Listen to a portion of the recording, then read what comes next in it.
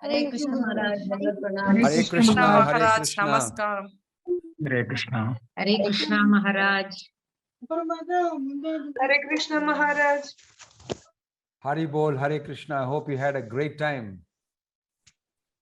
Hare Krishna Maharaj. In the last week, I hope you had a great time. Did you? Yes, Maharaj. Yes. Thank you. Today, I think we are right inside the most famous auspicious Damodara month. And I think all of you had the opportunity to hear Damodara Ashtakam and also maybe offer a lamp wherever you are there and take part in it. Yes? How many did that? How many were able to do that? Yeah. Okay, wonderful. Maharaj. Yes. I've been asked to briefly speak to you about this great Damodar month. Thank you. I'm happy to know that all of you lit the lamp and you performed the very, very auspicious, most auspicious activity of being able to offer a lamb on the auspicious occasion of, let me just adjust this. Yeah. On the auspicious occasion of Damodar month. So I'm going to speak to you a little bit before we get into the session. You heard this song, Damodara Ashtakam, very beautiful song. And it's got a description of Krishna wonderfully performing this pastime with Mother Yashoda. Actually, Mother Yashoda is the heroine of this whole wonderful pastime. Krishna loses. Krishna likes to lose to his devotee.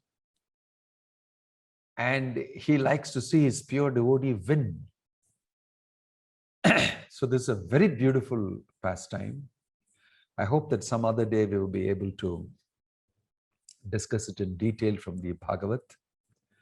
But I'll briefly tell you that this is the month of Kartika or Kartik, or otherwise called the Damodar month. And this is a very famous month, especially in Vrindavan.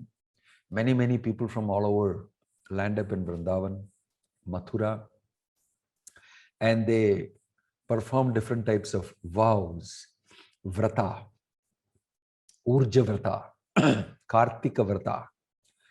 They take vows, and this month, if you take a vow, I am going to chant 16 rounds of japa every day. Or if you're already doing that, I am going to chant 32 rounds of japa every day. Or if you're doing 1 round of japa, you would say, I'm going to chant 4 rounds of japa every day in this month. Or if you're chanting 8 rounds, you would say, I'm going to chant 12 rounds of japa a month. Added to that, I'm going to read 1 chapter of Bhagavad Gita every day.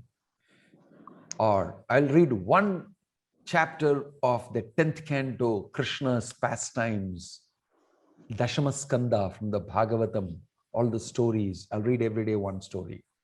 Whatever. People take a vow, from the smallest vow like this to very big vows. They take a vow that every day I'll go around the Govardhana hill. I am staying in Vrindavana. Morning 1 time I'll go, evening 1 time I'll go. You may think if you've not gone to Vrindavan, that's easy to do. No, it's 22 kilometers 1 round. And you can imagine what it would be. You take about, the fastest walker takes about 4 hours to walk. They walk very fast.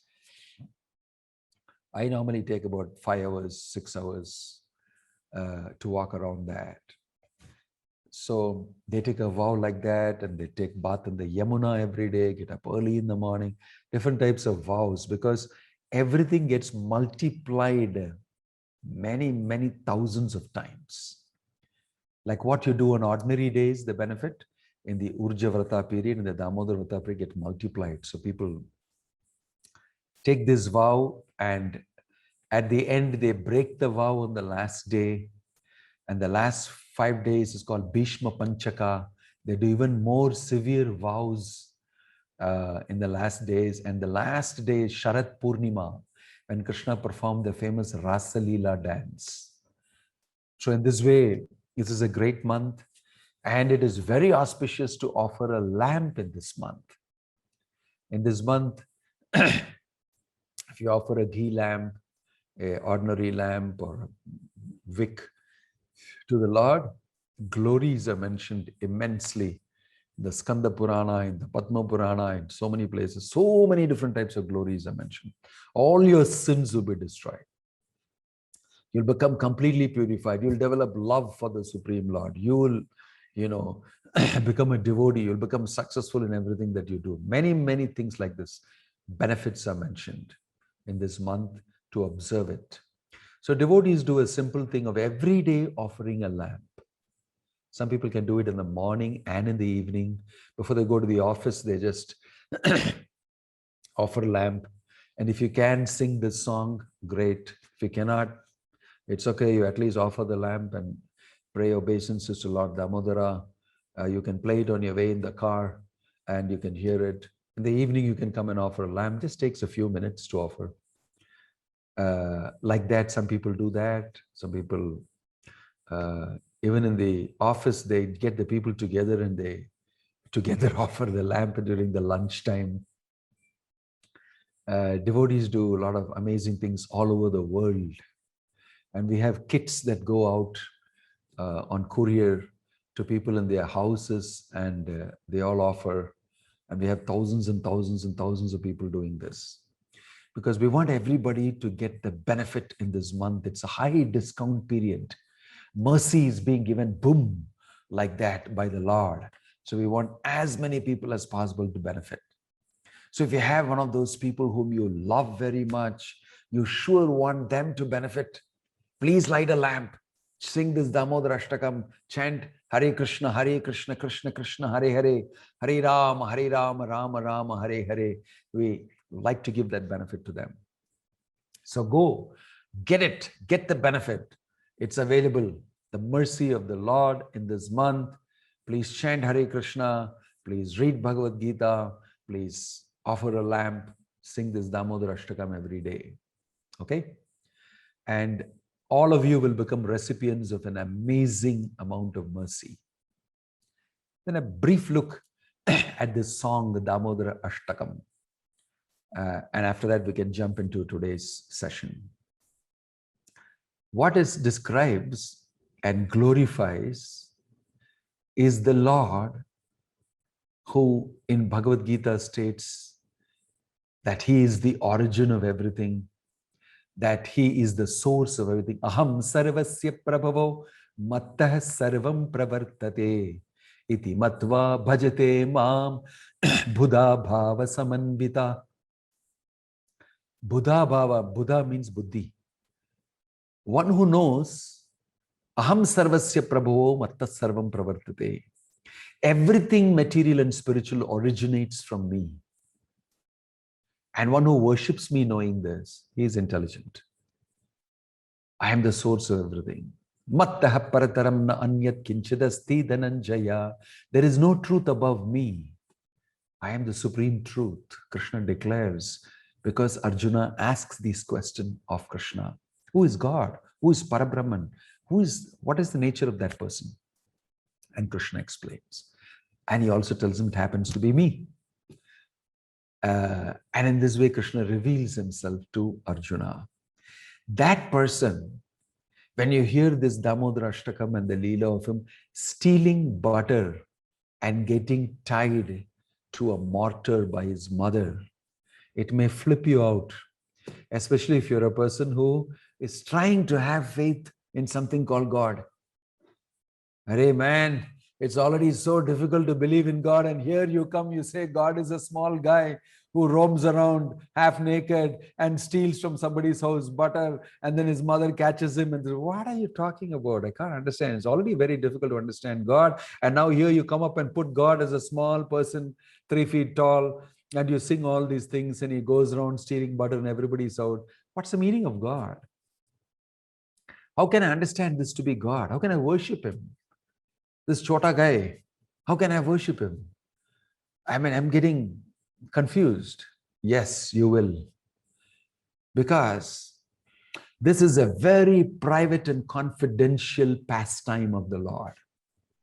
It's normally meant for pure devotees of the Lord to relish and understand. Why?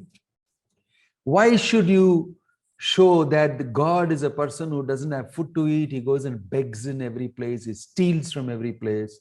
But he is described in the Vedas. His spouse, his consort is Lakshmi. Anything and everything you want, you can get. But also his consort is Lakshmi. Why is he going around stealing from everybody's house?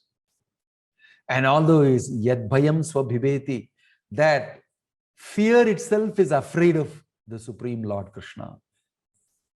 Swayam bhibeti, that fear itself is afraid of Krishna, it seems. That person, why is he afraid of his mother? Mother, don't chase me, don't tie me. It's a little difficult, right, to understand? I get a little confused maybe. No. Why? God can be understood also as the Supreme Person as he describes in Bhagavad Gita.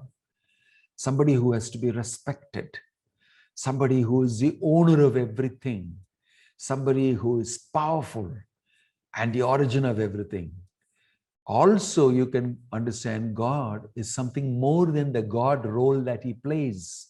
He's also a person. He has got a house, he's got an address, he's got father, mother, brother, sister, he's got friends, he's got that, this, everything. That's his home. In the material world, we see the Lord and we pray to him, Om Sahasrasitsha Purusha Sahasrakshas Sahasravat Sabhumin Vishpato Bhritpa Atyatishtat Dasangulam Purushaye Vedagam Sarvam Yad Bhutam Yadcha Bhavyam Utamritattvaseshana Yadannena Tirohati.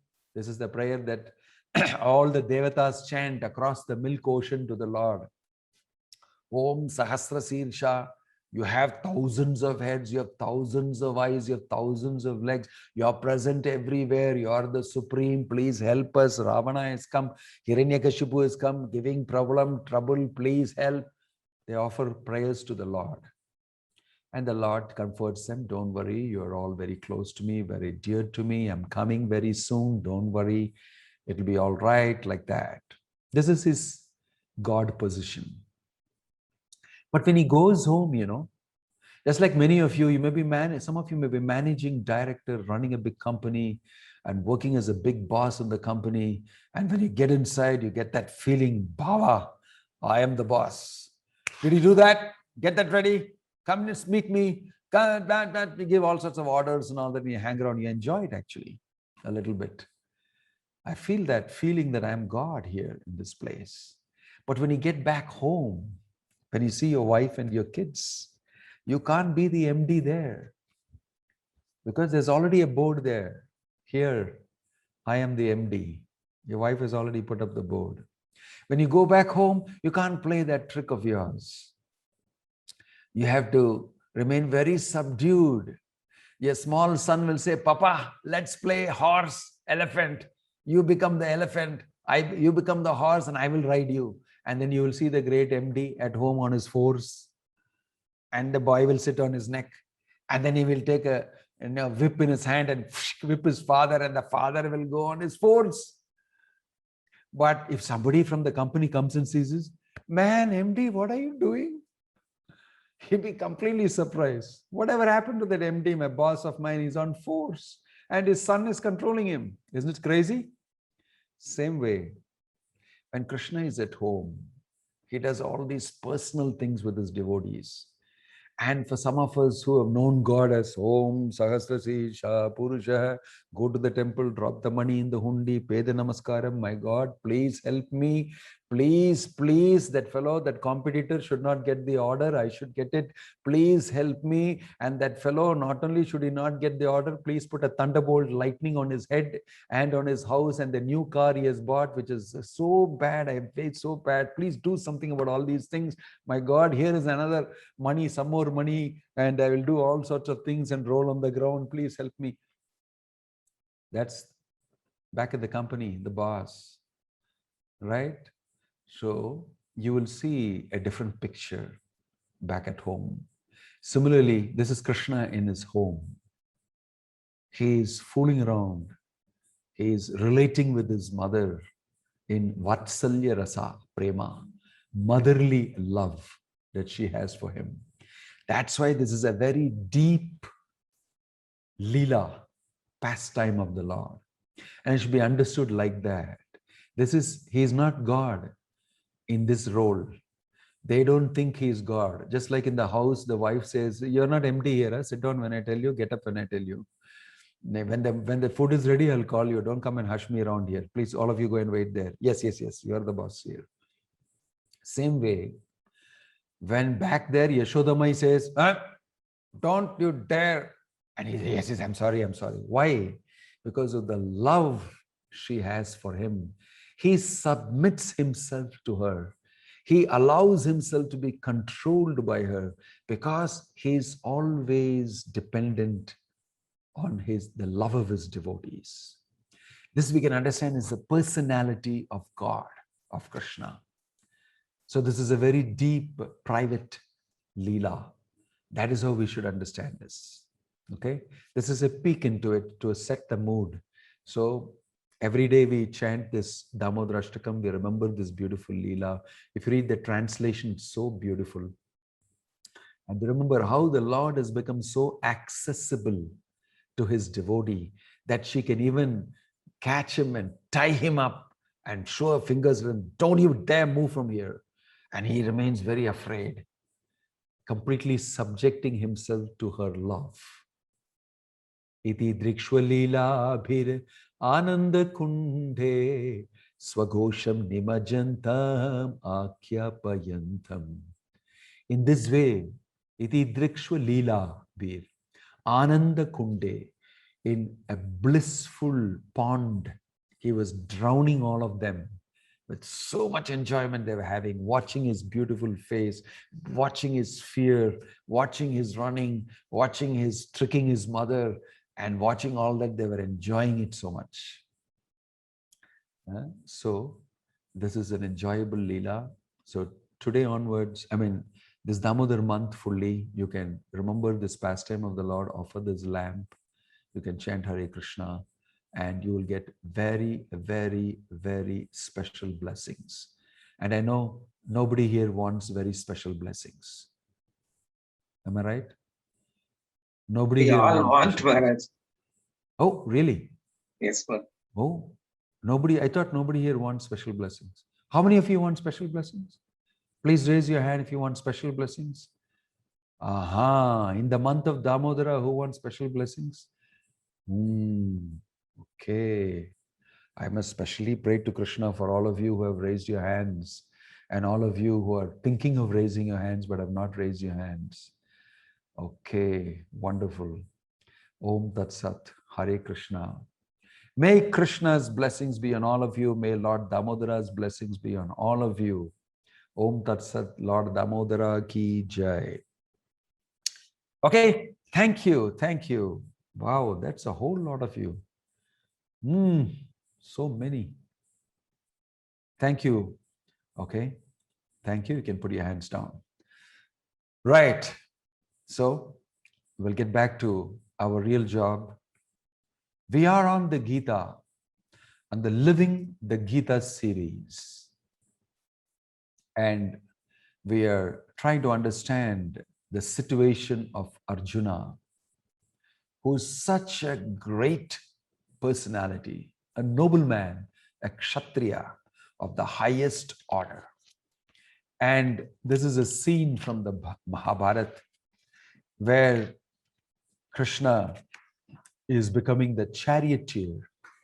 We discussed that, how Krishna has become the charioteer. and how he is benefiting Arjuna by giving him the advice. Briefly, we recollected many things. I will not go into everything right now, but I shall briefly recap some of those things that we discussed. I will share the screen right away now with you, briefly. Yeah. Can you see my screen? Yes, Maharaj. Yeah. This is the flow of chapter 1, which I already showed to you. It started with Dhritarashtra's inquiry, Dharmakshetre, Kurukshetre, Samaveta, Yuyutsavaha. We discussed Kurukshetra's glory. Then Duryodhana pumping up all his warriors, and he was diplomatic and talking with all sorts of duplicity, pepping up his warriors. Then there was a blowing of conch shells, described the different types of conch shells. Each one of them had a powerful sound that sent shivers down the spine of all the Kauravas. And then there was Arjuna asking Krishna, Senayor Ubayor Made Ratham Sthapyati Me Achyuta. Please, between the two senas, between the warring factions, please park my chariot. I want to get to see who are these people who want to fight and contend in this fearful war. And then Krishna does so. And then Arjuna takes a look. And then he becomes all of a sudden engulfed in deep thoughts. And many of them are debilitating, weak thoughts that make him wonder, why am I fighting? Why should I do this? And then he starts giving reasons, rationalizing why he should not fight. And it was a lot of negativity concerning his duty as a Kshatriya. And then he decided, no, I won't fight. And then we discussed how in these type of situations, I call that the Arjuna moments of your life. And many of you said you have such moments in your life where there's confusion, indecisiveness, mental turmoil of to do or not to do. There is angst, there's frustration, there's no solution, there is anger. All sorts of things happen to you. And all you want to do at that time is to just run away somewhere to the Himalayas and hide in a cave, or sink into the ground and disappear to Patala Loka. I don't want to face this. I can't face this. It's so horrible. So fight or flight is what we want to do. That is Arjuna's situation. And then we classified Arjuna's reasons for not fighting. We gave these amazing reasons. Compassion. I don't want to enjoy the spoils of this type of a victory, killing my relatives. And there'll be sinful reactions. Family tradition will be spoiled. Generally speaking, I don't think I know what I'm doing. I'm undecided. So these things we will discuss a little more in detail today. But one life hack that I thought I should share with you. In the beginning of the second chapter, as we move forward now, you will see that Arjuna recognizes he has a problem. After giving all the rationalizations that he gives, you will see that he recognizes he has a problem. To recognize you have a problem itself means a great step. Many people try to do gusti with the problem themselves, and they think, how dare you come and attack me? I'll do this, I'll do that. They start fighting with the problem, grappling with the problem. But Arjuna recognized he has a problem, right? So we want to see that here. If you open the Bhagavad Gita, the first of the second chapter, towards the first chapter, 28th sloka, you'll see Arjuna is saying, Drishtve swajanam Krishna yuyutsum samupastitam siddhanti mamagatrani mukam chapparishusyati. Arjuna said, my dear Krishna, seeing my friends and relatives present before me in such a fighting spirit, I feel the limbs of my body quivering and my mouth drying up. These are physical symptoms You know, when you have a feeling inside in your mind that shows up on your external body, your face wrinkles, your eyebrows wrinkle, your, forehead is wrinkled, and you make faces, and you start talking to yourself. Lots of things happen to you when lots intense thinking and judging is going on inside, right? It must be happening to all of you now and then, quite often. Isn't it? What happens? All these things, bodily symptoms of something happening inside you. You will see that happening. So Arjuna, his hands are sweating, his body is quivering, his mouth is drying up, and he feels, what can I do about this? When you cannot solve a problem, it shows up on you. It shows up on your face. Prabhupada explains there, the face is the index of the mind. The face is the index of the mind. What you're thinking comes out in your face. That's why nowadays they train you to actually look very nice, even though inside you feel, you guy, I actually want to shoot you down, rip you across, and I want to actually dump you in the nearest garbage can and close it up and throw it in the high sea. But then I'll smile at you because you are up to so much politics behind me in the workplace. But I need to smile at you. We are forced to do that. But here Arjuna is in a different position. He's in a position of introspecting. And he doesn't have to show any diplomacy or duplicity like that. But you see, things show up in front of us, and we many times try to cover it up. Vepatuscha sharire me romaharshascha jayate gandivam shramasate hastat tvakchaiva paridakhyate. My whole body is trembling. My hair is standing on end. My bow gandiva is slipping from my hand, and my skin is burning. He's feeling all these things physically. And who is he? He is not a next door neighbor. He is not some, teeny weeny small guy. He is actually Arjuna, the great, the greatest of warriors. But what has happened to him? What is that powerful force that is affecting him, that makes the Gandiva bow slip from his hand and his whole hand is sweating? What is it that's running inside him that weakens him so much? Naja shaknomi avastatum brahmati vacha me manah nimitani cha pashyami viparitani Keshava. Because Keshava is his friend. Krishna is his friend, and he can at least express himself to a friend. A friend in need is a friend indeed. So he's feeling this very much. So he wants to express it. Okay, sure, all these things are happening to me. What should I do? I'm now unable to stand here any longer. I'm forgetting myself. My mind is reeling. I can only see causes of misfortune. Or Krishna, killer of the Keshi demon. That's what is Keshava. You know, the famous Keshi demon which came in the form of a horse, and Krishna killed it with one punch right into the mouth. It drove his hand into the throat and to the mouth, and it completely asphyxiated that demoniac horse, and he died.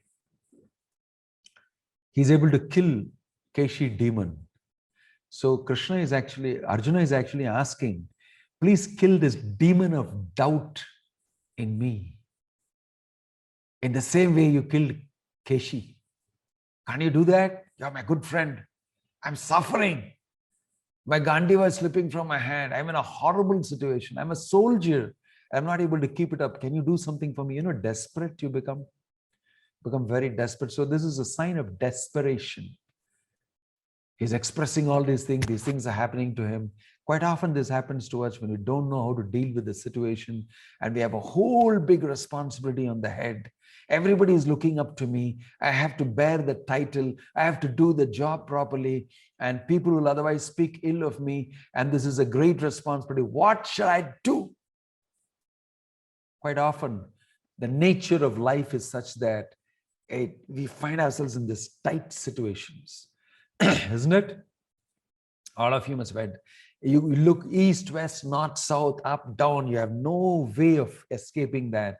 There's no solution coming. Sometimes these things are called daiva, purushakara and daiva. Two types of things. Purushakara means something that is done because of you and your stupidity. You got yourself in this situation because of acting stupidly, saying something stupidly, and people attacked you, and then you got, oh, and your time is bad also, they got stuck. Daiva means it's arranged by the Lord because something has to come out of it. So when situations like this occur, great rishis and sages can make out, oh no, this guy, leave him alone. He's going to get some big mercy from the Lord. Nobody can do anything. But Krishna has marked him down and he's going to get some big mercy. None of us can really help him out. This happened to Gajendra. You've heard of that famous Gajendra Moksham prayers, no? The elephant Gajendra, who was a great devotee. He was a king of the forest. It seems he came there drunk, his eyes all rolling. He came with his several wives. He came with his children and everything to that beautiful pond, Trikuta mountains. Very good scenery. He came there, but something fantastic was going to happen that day. He's the king. If he simply moves on, everybody scatters. Even the lions run away. He's so huge and powerful. He came that day to drink water. And then he was fooling around with his kids and spraying the water with his trunk. And then all his wives and girlfriends and all were drinking water. And then everything was wonderful. Amazing things were happening. And what happened? What really happened? What happened is the situation was arranged by Krishna. Something special was arranged. What special thing was arranged? This person is going to achieve me today. And I'm going to put him through something that will force him to surrender to me. This is Daiva. Krishna is planning it. He said, oh, yo, come, waiting for you. And right inside that pond was a massive crocodile. All of a sudden, it caught hold of his leg, Gajendra's leg. And then Gajendra thought, you crocodile, you tiny, puny thing, shake you away. He tried to just shake it off. Move this hand, move his legs, move this. Nothing happened. It wouldn't shake off. So it had a vice-like grip on his legs. And then all his wives and all of these and all thought, my father is, powerful person. I've seen him do this to so many animals. But unfortunately, he was pulling the crocodile out and trying to attack it, and the crocodile was pulling him inside. It went on and on and on and on. And all of them could do nothing to help him. It went for days together. It went for months together. It went for years together. The fight. But the crocodile would not leave. And at that time, Gajendra understood, I've never faced a situation in my life that a puny crocodile can do this to me. This must be the arrangement of the Lord. I should not fight this. I should simply surrender to him. He has a plan. This is called Daiva. Purushakara means you try to fight it, solve it yourself. And then finally you go and do, when everything is happening, nothing is happening, you go and do some archana in the temple. You do this homa, yajna, and you try to do something, still not fully surrendered. So for Arjuna, this was engineered by Krishna sitting next to him. Daiva. Why? Bhagavad Gita is going to be spoken. And it's being spoken to you. And you will ask the questions and I'll speak it. Krishna chose the battlefield to speak the Bhagavad Gita. And just before the war. And this should happen to you. And you'll get so confused that you'll ask me these questions. And I'll give these answers. And the entire humanity will benefit. Right? So these things happening to Arjuna was Daiva. Divine plan of the Lord. Okay? So although there are situations like this for all of us in this world, many times these situations are meant for some education for us, special education, right? So he's concluding, I do not see how any good can come from killing my own kinsmen in this battle, nor can I, my dear Krishna, desire any subsequent victory, kingdom, or happiness. Some muddling up is happening in the title. How will I, what is the use of this victory? Even if I play this war, what's the use? I don't want anything actually out of this type of a war, killing my relatives. I don't think I'll be able to enjoy the victory. So there's a very important feeling. First thing he felt, I don't want to be the guy killing these people. Next, he reasoned out, why should I enjoy this type of the fruits of such a victory? And they're all my own kinsmen. And I don't want this kingdom or happiness after killing all these people.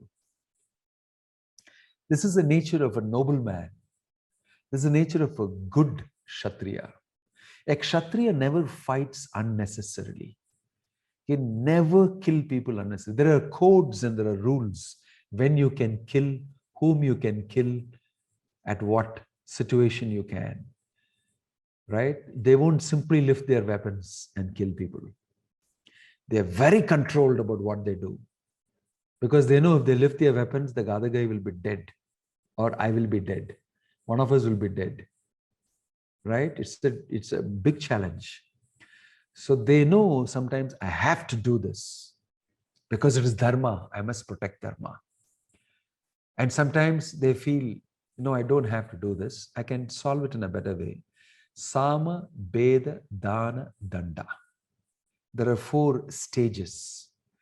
Sama means, let's talk it out, okay? Sama. Why don't we talk it out, this difference of opinion, okay? Why can't we talk it out? We are good friends. I know you very well. You know me very well. After all, what is there that we cannot solve amongst ourselves? By a good discussion, a good talk, having a crucial conversation, right? I know there are stakes in the matter for you, and there are high opinions, and there are raising passion involved, but we can settle it. Let's see what you want, and you can see what I want, and we can give and take a little bit, and we can close this. This is called Sama. Well, that did not happen. It did not work out.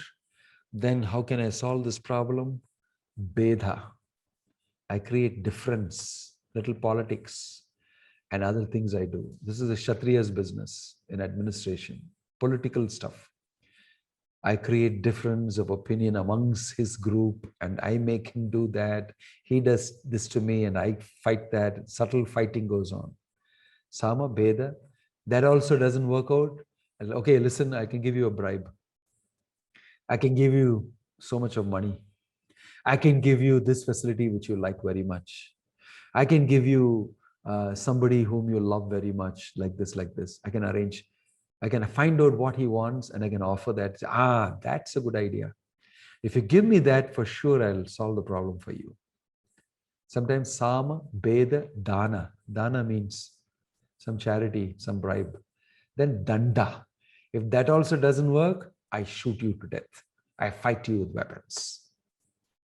So Krishna is watching Arjuna rationalize and say, why have we landed in Sama, Beda, Dana, Danda? Should we need to do that? Is what he's asking, right? So in this way, I don't want to kill my teachers, fathers, sons, grandfathers, maternal uncles and everything. They will all have to give up their life. This is 32 to 35, by the way. This is a PPT and it's brought into my Mac. So I opened it up and it's got a little muddled.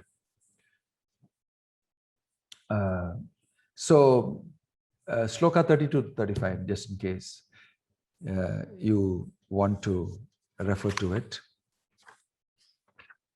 So, O Govinda, of what avail to us our kingdoms of happiness? In this way, Arjuna is giving wonderful arguments. And he comes to the point of saying, sin will overcome us.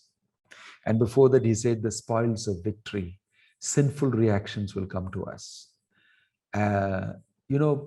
This all shows that he is a very wonderful nobleman.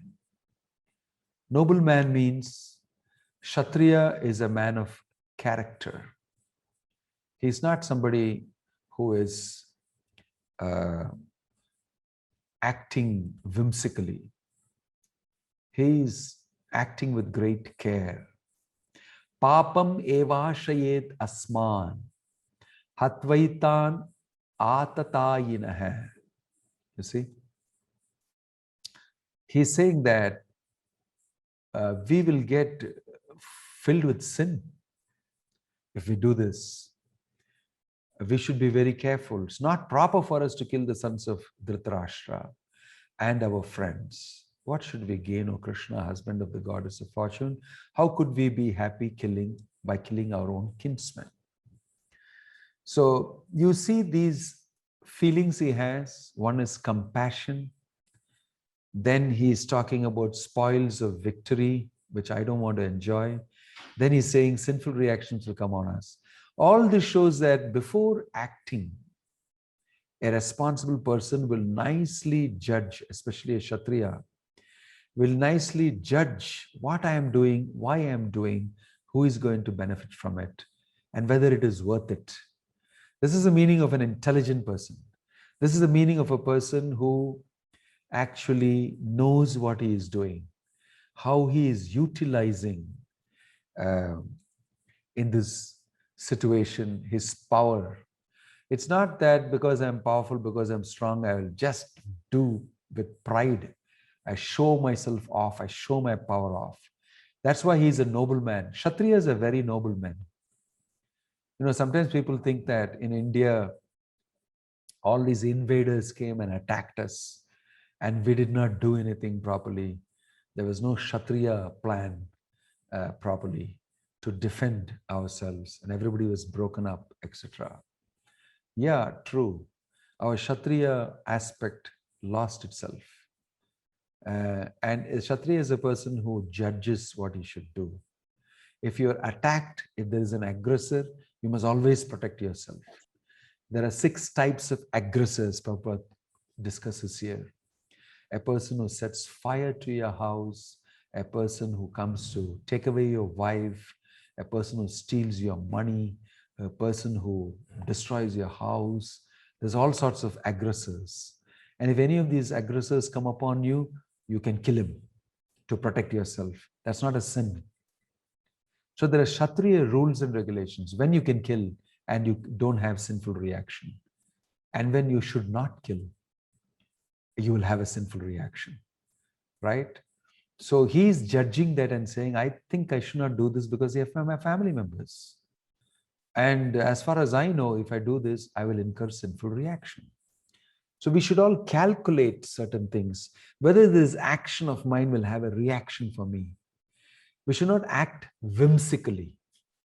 Whimsical action is prohibited, right? You will learn later acting under the modes, especially tamoguna and rajoguna, will always get you into problems. Act in sattvika guna, in the mode of goodness, where you calculate very well, you analyze very well, and you decide very well what is to be done and what is not to be done. That is considered to be something very good. So in this way, sinful reactions will come upon us. Arjuna realized that, and he was counting in this way how sinful reactions, and then my family traditions will be spoiled. Family traditions spoiled. What does that mean? Dharma.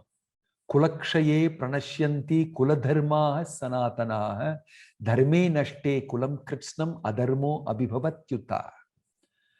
Kula dharma. Kula means my dynasty, my family. All these are my Kaurava family. And by me doing this, taking part in this, my family tradition is vanquished and spoiled. Isn't that a good thought he's having? Yes, He's having a very good thought. My family tradition will be spoiled. So look at the various factors he's considering before attacking. It's a sign actually of quite an intelligent person. I won't simply whimsically fight. I have to take these into calculation. So he's a very educated, cultured, very intelligent person, analyzing the situation. But at the same time, things are happening to him. And that is weakening him. He's not feeling very nice about some of these things happening. It's weakening him means it's making his decision influenced. So he is saying that family tradition, when irreligion is prominent in the family of Krishna, the women of the family become polluted.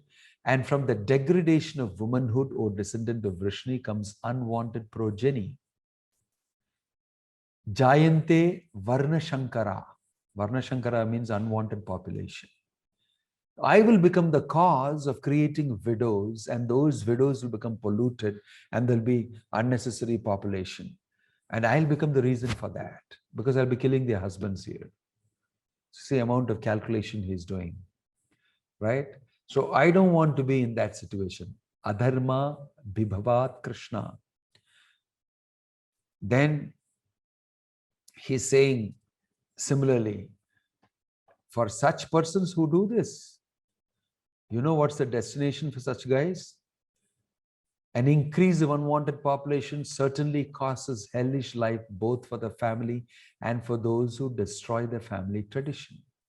The ancestors of such corrupt families fall down because the performances for offering them food and water are entirely stopped. So in this way, he's analyzing that I will become the reason for so many of these things. Therefore, I don't think my decision to fight is good enough. I don't think I should fight. Please understand, Krishna. This is my logic and this is my understanding. Right now, Nachaitad vidmaha kataranno gariyo yadva jayema yadivano jayeyuhu yan eva hatva na jijivishamas te avastitaha pramuke dhartarashtraha. Nor do we know which is better, conquering them or being conquered by them. If we killed the sons of Dhritarashtra, we should not care to live. Yet they are now standing before us on the battlefield ready to fight us. So I don't think I can decide. I am undecided. So these are the things that Arjuna, coming back, these are the things that Arjuna is feeling and has expressed. Number one is compassion. He's not doing it with passion, and going and jumping at them, right? He's first feeling compassion. Compassion means he's a nice gentleman, right? Most of us are in passion. We don't really think and do things properly. Many times we are moved by the influences of people around us. We are moved by profit, name, fame, adoration, everything that we'll get. And we're willing to do anything and put the road roller and raise down anybody for the sake of these things. But Arjuna is feeling all these things. Compassion. Why would I enjoy that type of the fruit of the victory? What will happen to sinful reactions? My family tradition will be spoiled. And he's undecided. These 5 things happen. So everybody has got reasons for being in situations that they are in, right? And this is a problem. Now Arjuna has got a problem. And he is slowly recognizing that I have a problem. So when we move into the second chapter, we will see that Krishna is questioning as to why Arjuna is feeling this. Actually, he shouldn't be feeling this. Klaibhyamma smagamah partha Shudram hridaya daurbalyam tyaktvo uttishta parantapa. He said, hridaya daurbalyam. How has this weakness of heart come upon you? You are the great Arjuna. So when he speaks these 5 things, rationalizes, Krishna starts telling him, something is wrong. It's not right with you. You are not your real self that I know of. Okay? And in this way, we are led into the next chapter, the 2nd chapter. So the last bit of this first chapter, the feelings of Arjuna show him to be a nobleman, show him to be very cultured, show him to be very intelligent, analyzer of things, and shows that he is not whimsically going to do anything. He's not somebody you can push him to go fight. They'll ask you why, what, where, when, how, what's the fruit of it, what do we get at the end of it? These are all valid questions before we do any action. Before we do any action, these are valid questions. So it shows that Arjuna is a very, very advanced personality. That's what it shows. So you can imagine such a person, what type of questions he will ask, right? And that is why Arjuna is a fit candidate for hearing Bhagavad Gita.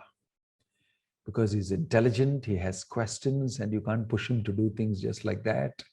He needs to reason out. He won't be anybody's instrument so easily. So Krishna is taking his time to counsel such a person because it is worth it. Worth it. And also you'll see in the first chapter, Arjuna puts forth to Arjuna and says, he asks Krishna, give me your advice. You must give advice only when you are asked for it. You know this, right? You must give advice. And the type of advice that Krishna gives also is very interesting. Here you'll see on the screen that I've put up, maybe the screen is not on. The type of advice that Krishna does give is also very interesting. If you have a situation in life, you're put into a situation and you know and recognize you have a problem. Recognizing the problem is the first victory for you. Some people don't even know they have a problem. Then after recognizing the problem, you try to analyze first the problem question, you try to create solutions, you speculate, you trial and error, you do something and say it is not working. Then you recognize your problem and you try to solve it, it's not working, then you'll approach a counselor. Let's ask so-and-so person, he's a resource person, he could counsel me, he could tell me what I could do, he's experienced. That's what we mean by approaching a guru. Sishyaste aham shadimam tvam prapannam. Arjuna approaches Krishna saying, accept me as your Sishya, which means certain conditions are there, which means I will listen to you what you say. But I'll be asking you questions. Once I understand, I will have faith in you and I'll execute it. That's what it means. When I become a student and somebody accepts me as a student, then the student-teacher relationship should be maintained. It is that whatever I tell you, you may clarify, you may get to understand, but finally you have to accept it and you have to do something about it, your problem.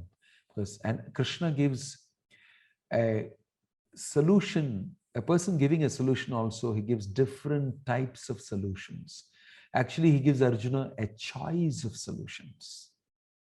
And in each of these chapters, you will see as we move ahead, he has 4 approaches to the problem suggested by Krishna.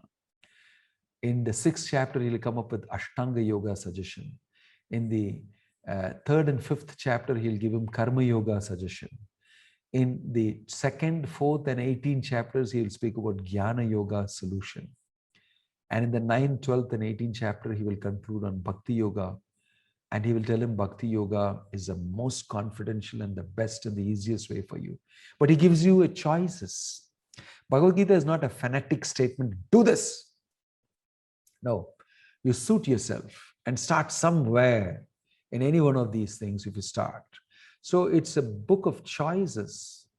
It's not one fanatic thing like Hitler did. Surrender to me. Hail Hitler, otherwise get lost. I'll put you in the torture chambers in Auschwitz, in the concentration camps. It's not like that. And then when that is spoken, that knowledge is received by Arjuna as given by Krishna. And then is analyzed, and then Krishna gives a recommendation from these choices. It would be better for you if you practice Bhakti Yoga, because the sophisticated way that Krishna plays the role of a counselor is very interesting.